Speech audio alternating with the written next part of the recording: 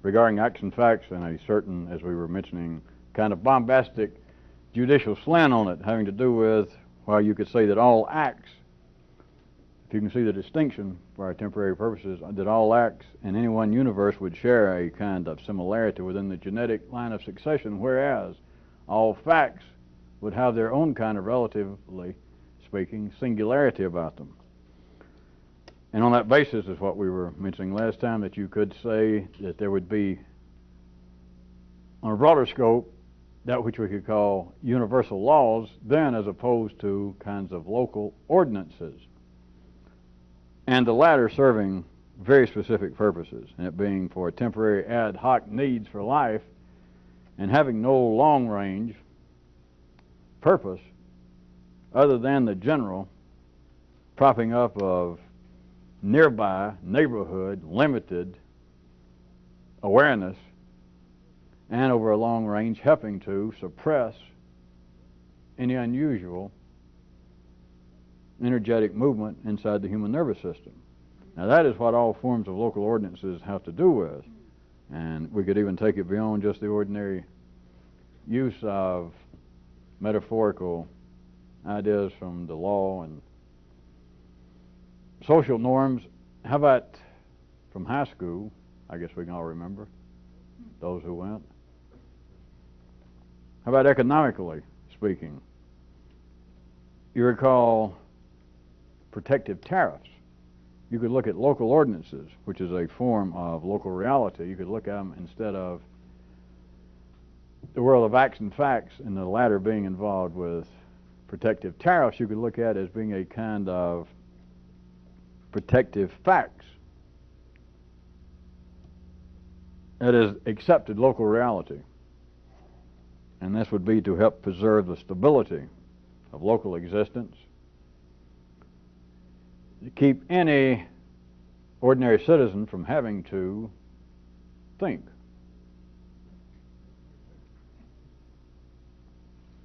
You know, in some unpolarized, non-parochial manner, think. Which is also a nice place to make your own admission one more time, if not note. If ordinarily someone made a comment historically, contemporaneously, if someone made a comment that men do not think, which you can pick up any publication that has editorials and commentaries, or you can turn on any talk radio show, or if you've got the right kind of bridge work and steel plate in your head, you can pick up these sounds emanating from the brains of other people. And you constantly hear, well, men just do not think. And I'm sure that there are people standing in the middle of the street in cities all over this planet that think they're the first ones that ever said that. I know none of you people ever did that. But you can find graffiti on the walls of Pompeii and on Cicero's sister. They dug her up. And it's written almost the same thing. Same thing. Men do not think.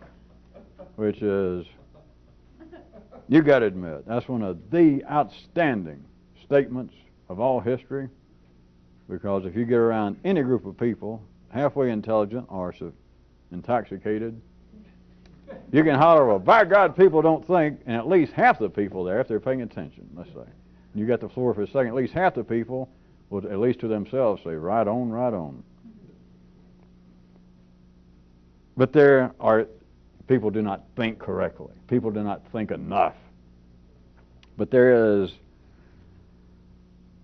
an unknown, there is a well-known, tacit, accepted aspect to this, and that is that all of those comments are a setup.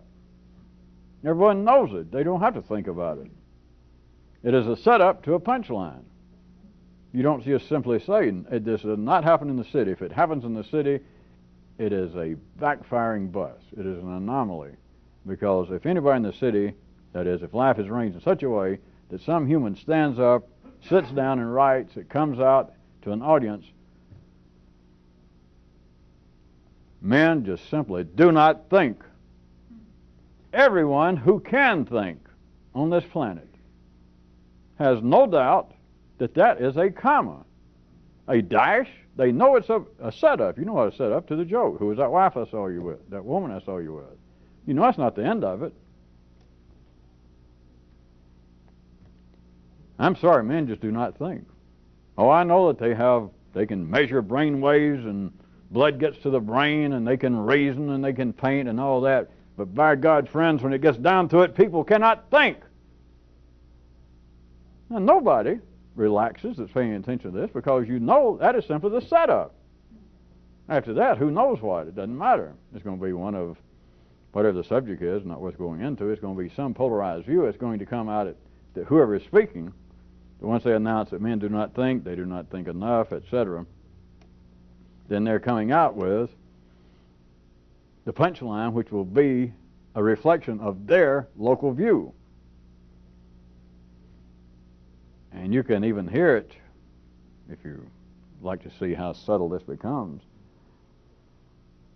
not due to the talent of other people, but due to the symmetrical beauty of the way life is wired up in humans, that you have heard it all of your life, this sort of thing. And many times, let us say, statistically speaking, assuming we're on the strip, half the time you did not even notice at all that this was in any way a presentation of someone's local factual reality. That is, we'll assume that half the time you agreed with the speaker, and therefore you noticed nothing amiss. The first off, the speaker says, men do not think, and you being the intelligent son of a bitch you are, you said, how true. And of course, I could give all kinds of inferences, which you would already have, the man's body language, the kind of backdrop of where he was speaking, if it was on the news or commentators show, if it was on PBS, if it was on AM radio, what kind of station it was, if it was on FM, the difference. If you just suddenly turn it on, assuming that you were just sophisticated and hip enough in the city sense of no great consequence, you would have already some direct, unanalyzed inference, expectation, if you turned on an AM station in most cities, way up there in the teens, where God intended good, down-home Christians to reside, and you suddenly turned it on, you just heard this voice. You just turned it on, and it's up there in the 13 or 1400s on the AM dial, and you hear this voice say, friends, men do not think. You would know that after that's going to be something probably having to do with, send in some money for my Bible explanation about why men don't think, or why it's not good to think. Or if you turned on a PBS TV station, let's say, in your local, and you just turned it on and you didn't even recognize the people, they're just sitting there, the talking heads in chairs, and one guy's saying, and all dressed up, and I sit and he says, well, I'll say this to you, Fred, and you assume Fred's sitting over here out of sight. I'll say this, men simply do not think. You would assume then it's going to be, I'm just making all this very crude, that you would assume that after that it's going to be the punchline of some sort of liberal, as it's called, some sort of liberal view.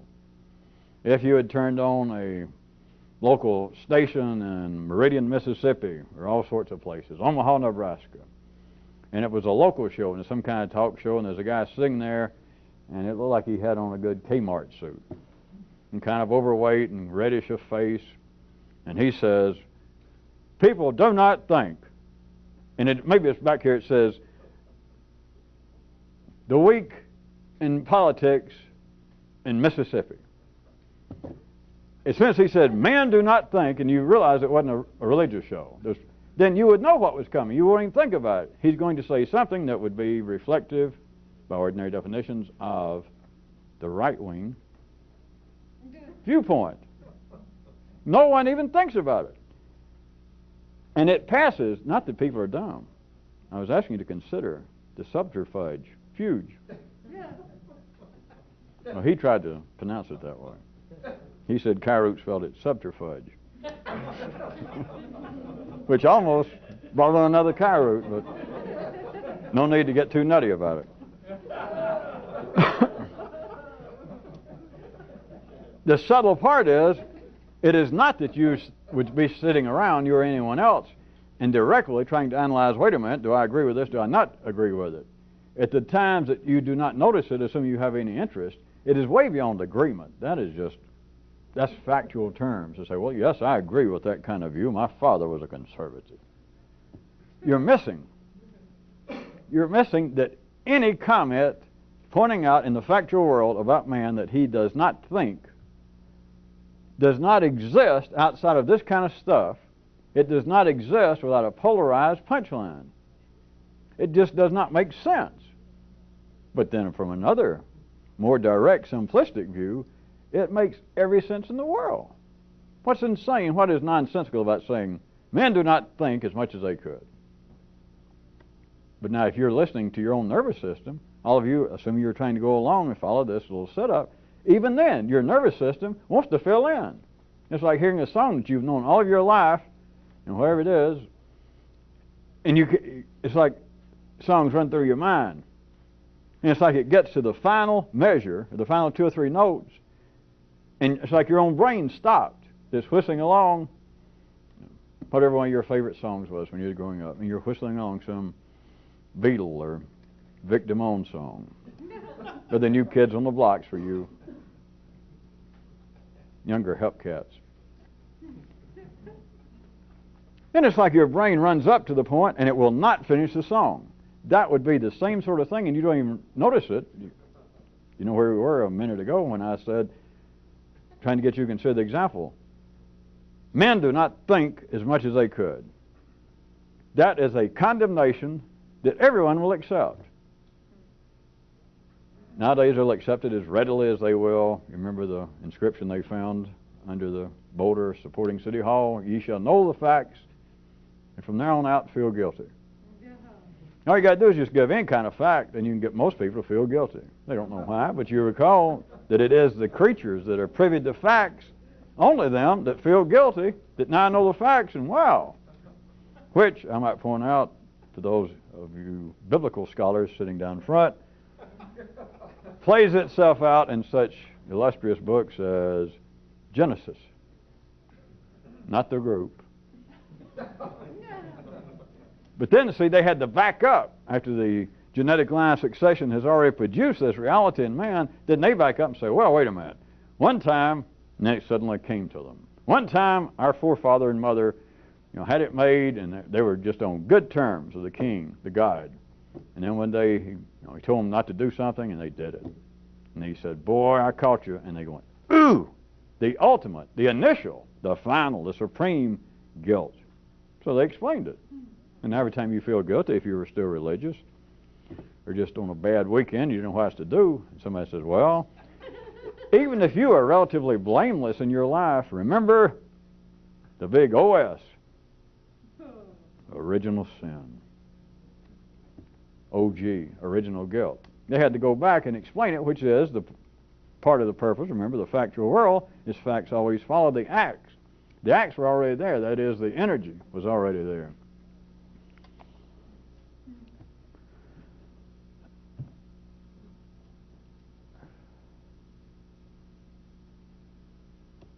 If you accuse humanity of not thinking, nowadays, let's say we're speaking about the mainstream of contemporary life.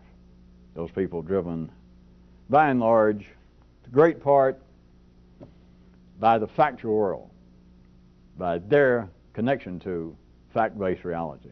To accuse them of not thinking enough would be comparable to if you followed, let us say, your great-great-great-grandmother or grandfather, and if you told them, oh, I bet you led a sinful life, you're far from the gods, and they'd go, ooh, perhaps worse than you would now. But nowadays, a comparable part would be to say, I don't think you began to use your brain. You do not think as much as you could. And being the young sophisticate you are, you'd go, oh, yeah, you're right.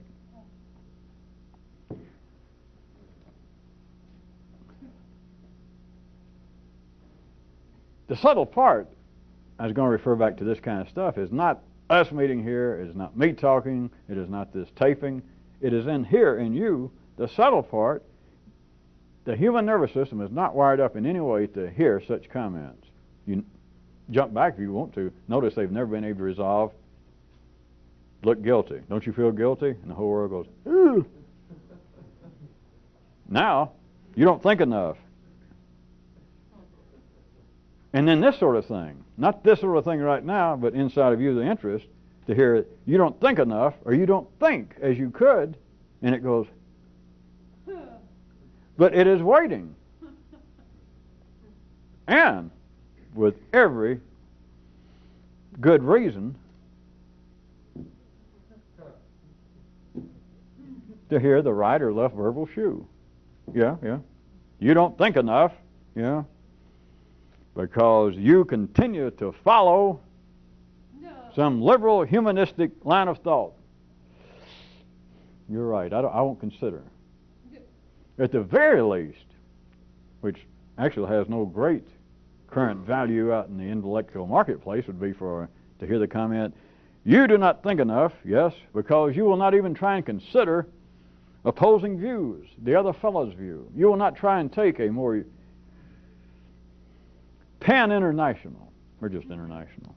You will not try to take a more international, open-minded, laissez-faire view of the operations of life. And you could grab Henry Kissinger, if you wanted to, I guess.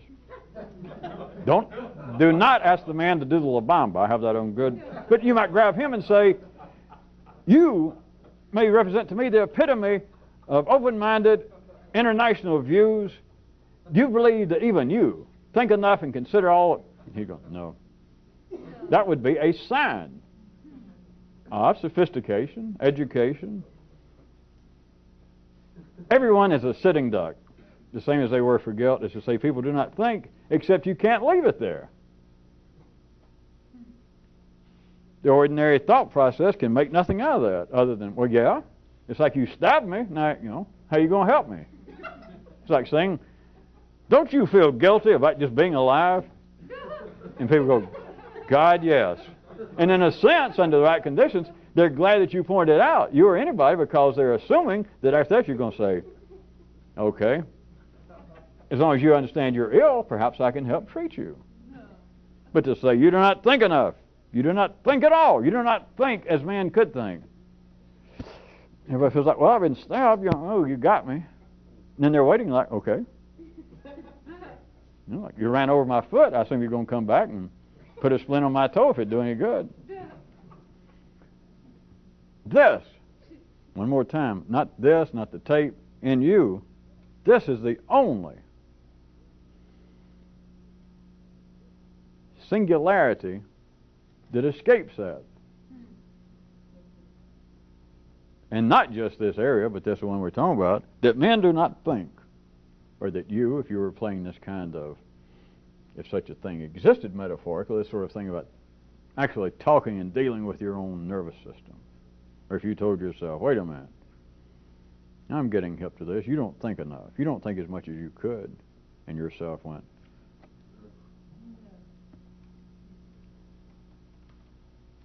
yourself would go,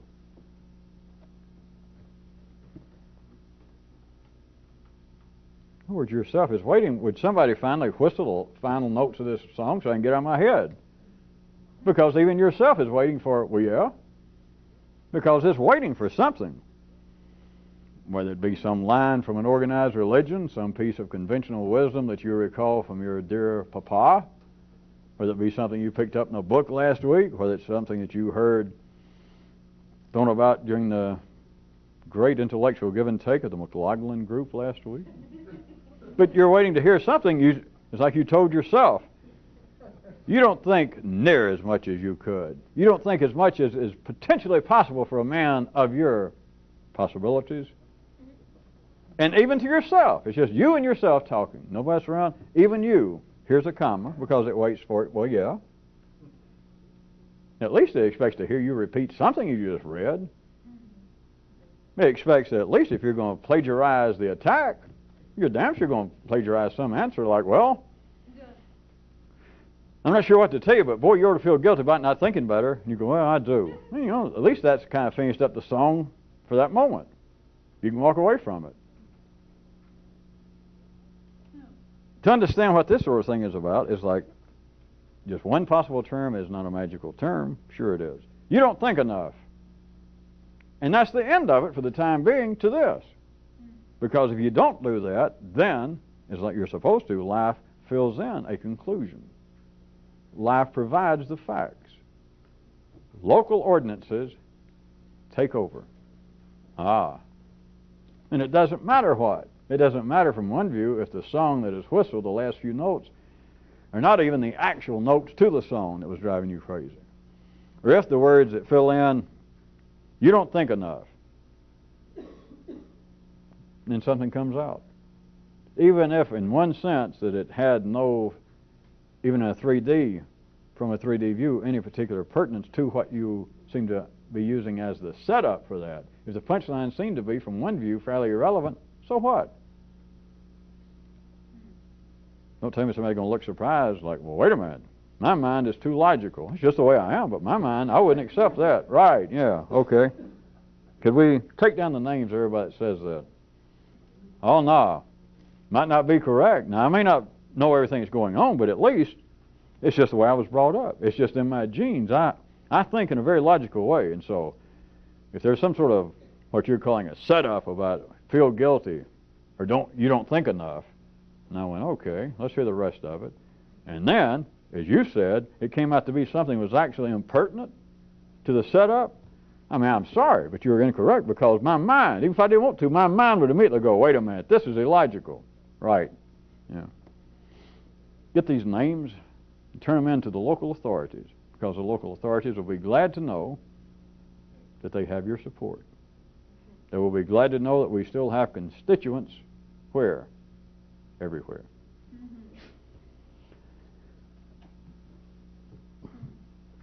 There was a Kyroot from a few nights ago that some of you might recall. It pointed out that in certain remote areas, the fact that the thing is not commented on is the thing's pertinent fact.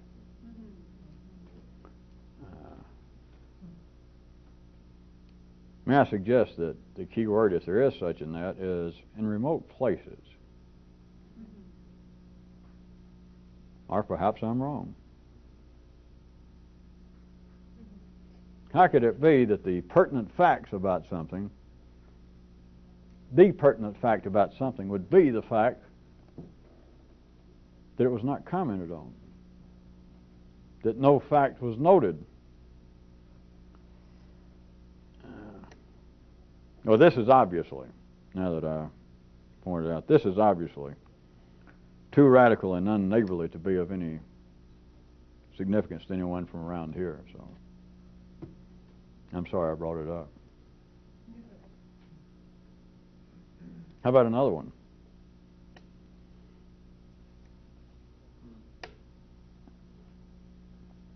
We had been recently making some comment about the continuing debate,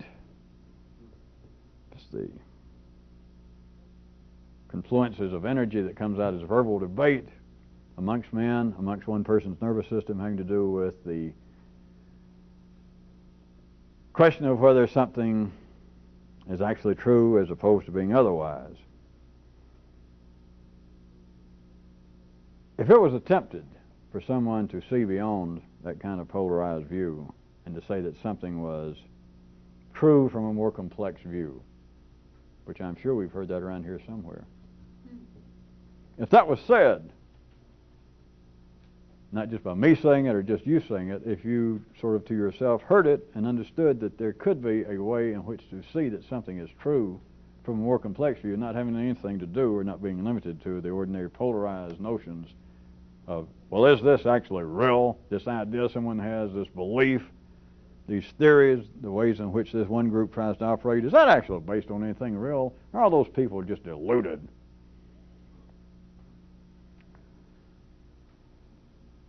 To say that something is real from a more complex view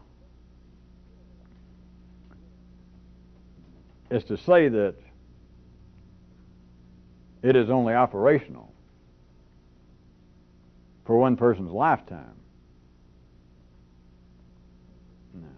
I jump from ordinary people. Now we're talking about, let us say, a neural subversive. that for you to even consider on your own that something that you saw was true from a more complex view. That's far beyond saying, well, it's true from this view, from the Green Party view, from the Red Party view, from X religion, from Y religion, from my father's philosophy, just from the old noises that my own background radiation makes. Beyond any of that, it's just you begin to see this kind of, sometimes we call revolutionist info or a new way of thinking. You simply see that something's true, but you have to, if you're going to really be specific verbally with yourself, you'd have to say, well, this is true in some different way. That it's not true in the sense that you could turn to an ordinary person and say, wait a minute, I just discovered the truth. If they even heard you, they'd laugh at you. You understand it's something else, and sometimes I've been using the term, with your gracious consent, that something is true from a more complex view. But that still is saying something, not just that it's your great perception, or some person's great perception, to wait a minute, I'm beginning to see through the smoke, the fake fog, all the stage tricks of humanity, all the Punch and Judy show. I'm beginning to look into the depths of the truth, amongst other shadings to put on this kind of view, is to note that even if all that be true, if there was some validity to that, you are still saying, the energy is operationally saying for you, without words, that it's true, but it's only true in your lifetime. Now this has significance, not some sort of philosophical, theoretical, because consider this, on an institutional,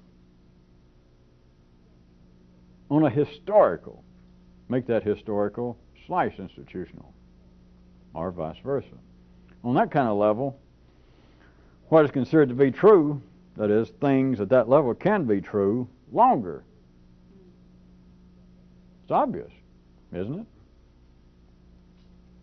Who are we to deny the insight of history? That wasn't much of a sarcastic remark. I'm simply saying at the local level it is not, at the ordinary level, that history is wrong, that the institutions, academically, religiously, socially, that they're incorrect. To them, things are true longer than what I just said, that is, one person's lifetime, obviously. Or we'd have no history. Every generation would forget what happened, what had been written down.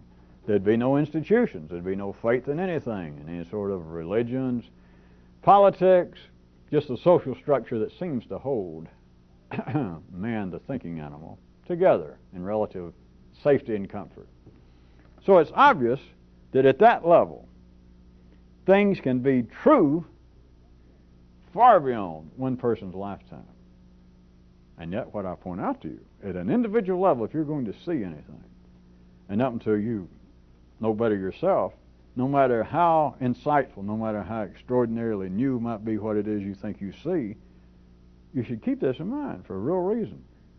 That no matter what you're seeing, if you thought, I am seeing into the depths, at least symbolically, if not for real, into the depths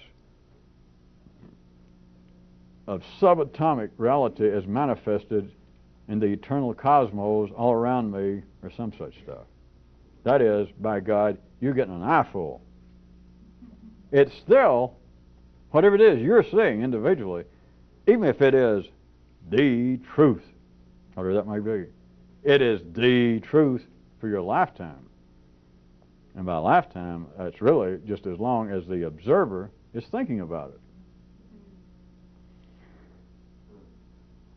One of the reasons I bring this out is not to make any social comment, as you should know by now, but because of the way in which everyone is inescapably initially tied into the general network in the city of all institutions, history, everyone's thought in your neighborhood, and then less directly, the local ordinances and thoughts of everyone's neighborhood, past and present, all over this planet, is on this basis. We consider it inversely. If right quick, it'd just be true, very crudely the way I put it, that no matter what was seen, whatever you consider to be the greatest transcendental truth that's ever been seen, that could be seen, that you imagine was seen by a few people, that somebody got so intelligent, somebody's nervous system, blah, blah, to the point that they could in some way look closer into the heart of reality. And if they saw something resembling, quote, the truth. And let's assume that what I'm saying has some functional validity, that even that, especially, but even that is only good for that person's lifetime. And at least parenthetically, consider their lifetime is as long as they're interested enough to think about it. If that be true, now I ask you, if that be true, what would this kind of information, if it was set loose? Of course, I know a lot of Europe has prayed that the plagues are gone. But what if this was set loose inside cities, that is, inside the street level of ordinary intelligence? What would that do? What would that do?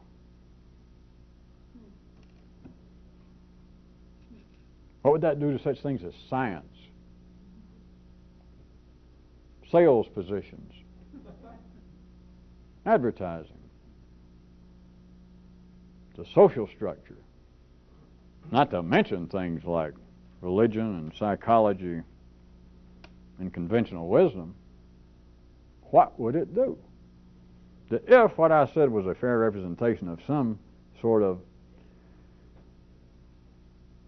tangible reality behind social and individual senses of reality, propriety, morality, and so on, the secondary world, that if there is something, as lots of people have always dreamed of, that life lets come out in these little dreams, that there is some sort of reality hiding behind Plato there in the cave.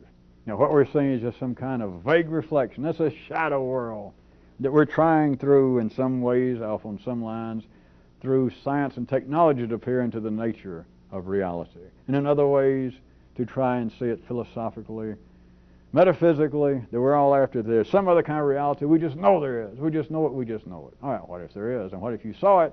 But what if it's already known beforehand? That, wait a minute, you might spend your life, or you might really at least work on it, but what you're going to see, even if you see something that's behind the shadows, behind the crude, superficial aspect of reality, if you saw behind it, what if that, and again especially that, but what if that was only true for your lifetime? Now, one person, you might say right quickly, if you were that crude, you might say, well, hell, what the hell do I care? What would be the effect, though, if that were true, and if that was turned loose on a lot of nervous systems? What would that do to the institutional / historical, necessary perception that things that are true a long time? And of course, for most people, things that are really true are true for when? Ever. At least in Mississippi and parts of Albania and a few other places, but no need to go into geography. That, of course, some things are infinitely true, all that. But still, ordinary people that might not be particularly religious, which is where most of that came from, or science now, sometimes believes that, well, some laws cannot be refuted. We may improve on it a little bit. But in other words, it is the feeling that there is some sort of transcendental, non-temporal truth. There just is. There has to be. If you can think at all, remembering that you don't think enough. Okay, but if you could think a little more, it is obvious. You don't have to look for examples out in science and sociology or me just saying it. You can feel it. Whatever you see, even, and I say even now, this is the third time, so I'll go ahead and push it, even and especially what seems to be some personally perceived, some new, some important insight that you see, even, especially, it is no longer true than your attention span.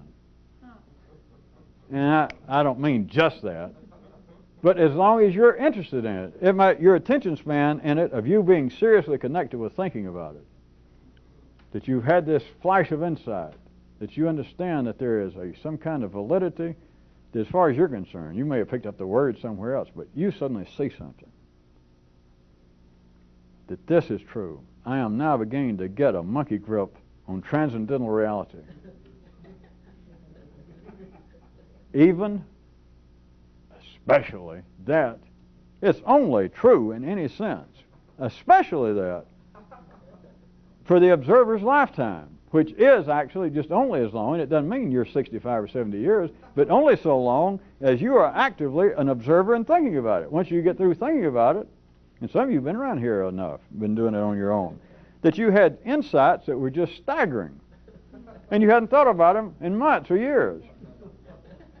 Do you know where that would stand you? I don't know why I point this out. Do you know where that would put you if there was some kind of great convention of, if we could just drag in all of history, bring in everybody, of all the great mystics and occultists and metaphysical thinkers, and even ones operating now, and they started talking about great insights, and you had people, from Zen corners and Hindu corners and all kinds, and they were all discussing, even Christian mystics and Jewish mystics and everyone else. And every now and then they're all having a few drinks and socializing. Somebody said, "Oh, I can remember when humanity," and I was one of the first ones back in blah blah blah BC, and I had this insight, and the person's still feeling good about it. And I'm talking about somebody, not some phony baloney prophet. Let's say, Moses or an Abraham, or, Confucius, and you're going, "Hey, I remember I had that one," and you suddenly realize, well, hell, I hadn't thought about that in years. And what if they could read your mind, being the sly devils that they are? They go, "Wait a minute, think what that would do to them. You mean I spent all my life and sit under a fig tree and almost starved myself and then had to put on weight, and I lost weight, and I still in my head, and I was still in somebody else's head, and I went through all that crap, and I got that great insight, and you're telling me that you had that 4 or 5 years ago and that you forgot about it?" That's when you, if any of this would ever happen, you'd go, "Uh-oh, me and my big lips. I should have shut up." See, because it was true to them, and it has become, it's not just cheap shots at mystics and all them. It doesn't even require cheap shots, by the way, for those of you that keep up with anything having to do with the cost of ordnances and ammunition today. That it has become historical. It has become an institutional truth. And it would be blasphemy doesn't even begin to cover it. How about some kind of mathematical blasphemy? For you to have a great insight that is now considered historically, institutionally, one of the important insights of truth, and it turns out that you had it about 5 years ago, and it was important. I mean, you really got something out of it for you. It's hard to remember now. It must have been a year or so. I kept coming back to it, and it seemed like it expanded. That was your lifetime of it. And then you realize, well, I don't know, I just forgot about it. Do you see what that would do if that were the norm for street level reality for everyone? It can't be. The truth, as they call it, all the way from science to social reality, morality, the arts, the civilization of man must overlap generations, or it would be no civilization. You would be back to the reality behind the cliche of no need to keep reinventing the wheel, because you'd keep reinventing the secondary world if the so-called truth, in the fullest possible complex sense at city level of the truth, not just scientifically, but the truth such as we are our brother's keeper, or there's nothing more important than one's children, there's nothing more important than living a good life and dying debt-free or something. If this sort of thing did not overlap generations, you would be inventing generations every time, not the wheel. You'd be reinventing the secondary world. Civilization, you'd be reinventing the factual world of man every time somebody died. Therefore, what seems to be real, in the sense of meaningful, important, pertinent, de rigueur, for the civilized life and continuation of humanity, the truth has to overlap. And yet, from a more complex view, the more complex you can see what's going on, the more, especially, it is true that it only lasts a lifetime. Not 70 years, recall, but just a lifetime of whoever saw its interest in it. its usefulness. Then you don't have to say something like, well, I've outgrown this truth. Sorry, go away. You don't have to say that. It's just that something jogs your memory and you go, yeah, I remember that.